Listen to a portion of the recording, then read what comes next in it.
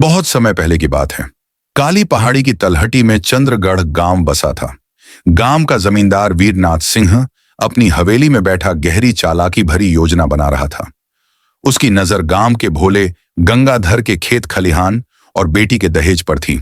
शाम होते ही वीरनाथ ने अपने मुनीम रघुपति और कुछ लठैतों को साथ लिया और गंगाधर के घर की ओर निकल पड़ा। वहां शादी का माहौल था।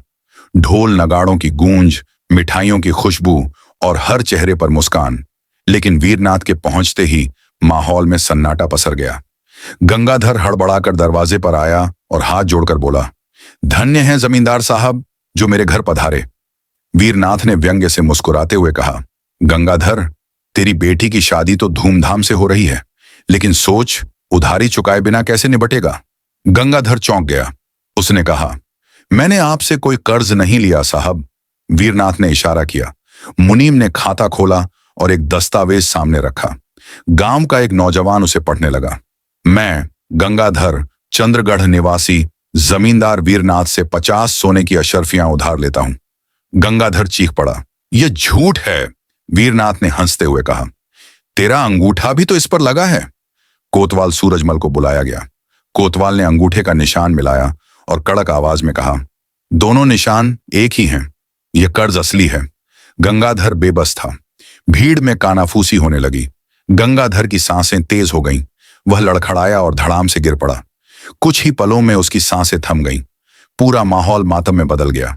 दूल्हे के पिता गुस्से से बोले, हम झूठे कर्जदार की बेटी से रिश्ता नहीं कर सकते, और बिना दुल्हन को लिए बारात वापस लौट गई। गांव वाले धीरे धीरे अपने घर लौटने लगे। उधर गांव का एक युवक अजय सिंह नदी किनारे बैठा सब सोच रहा था। तभी उसे छपाक की आवाज सुनाई दी। वह दौड़कर नदी में कूदा। पानी में डूबती हुई लड़की को उसने बचाया। किनारे लाकर देखा, वह कोई और नहीं, सुमित्रा थी, गंगाधर की बेटी। सुमित्रा फूट फूट कर रोने लगी। तुमने मुझे क्यों बचाया? मुझे मर जाने देते। अजय ने उसे सांत्वना दी और पूछा, इस तरह अपनी जान क्यों देना चाहती हो?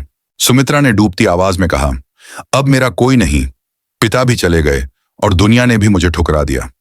अजय ने उसकी आंखों में झांकते हुए कहा, अगर ये दुनिया तुझे ठुकरा सकती है तो मैं तुझे अपना सकता हूं। सुमित्रा अवाक रह गई। उसकी आंखों में विश्वास और आश्चर्य तैरने लगा। अजय ने पूरे गांव के सामने सुमित्रा का हाथ थाम लिया। मैं इसे अपनी पत्नी बनाकर अपना जीवन संवारूंगा। अजय की आवाज में दृढ़ता थी। गांव के लोग पहले चुप रहे, फिर किसी बुजुर्ग ने कहा, सच्चा प्यार और सच्चा इंसान वही होता है जो टूटे हुए सपनों को भी संजो सके। फिर तालियों की गूंज उठी। अजय और सुमित्रा का विवाह बड़े धूमधाम से हुआ। सुमित्रा के जीवन में अंधेरे बादल घेर चुके थे। उसकी बारात बिना उसे लिए लौट गई थी और उसके पिता की पगड़ी पूरी बिरादरी में उछाल दी गई थी। सुमित्रा की आंतरिक पीड़ा और घुटन ने उसे यह सोचने पर मजबूर कर दिया था कि जब तक वह जीवित है तब तक वह किस काम की है। यह सोचते हुए उसने अजय से कहा, मैं ही वह अभागी लड़की हूं जिनका जीवन एक अंधकारमय रास्ते की तरह हो गया है। अजय, जो पहले से ही सुमित्रा का सहारा बन चुका था, गंभीर स्वर में बोला, ऐसा मत कहो सुमित्रा, मैं हूं ना, मैं तुम्हें अपने साथ ले जाऊंगा। तुम्हें जीवन में नयापन मिलेगा। यह सुनकर सुमित्रा ने आशा की एक किरण देखी और उसने अजय के साथ चलने का निर्णय लिया। वहीं वीरनाथ सिंह ने अपनी चालाकियों के सहारे गंगाधर का अंतिम संस्कार कर दिया और उसकी संपत्ति पर कब्जा जमा लिया। गांव वालों में यह चर्चा होने लगी थी कि जमींदार ने गंगाधर की जमीन हड़पने की साजिश रची थी, लेकिन वह चुप रहा। वीरनाथ की इस करतूत को लेकर गुस्सा बढ़ गया था। जब अजय सुमित्रा को अपने घर ले आया तो उसकी मां गंगा देवी ने उन्हें देखकर यह पूछा, यह लड़की कौन है? अजय ने सिर झुकाते हुए कहा, मां, यह आपकी बहू है।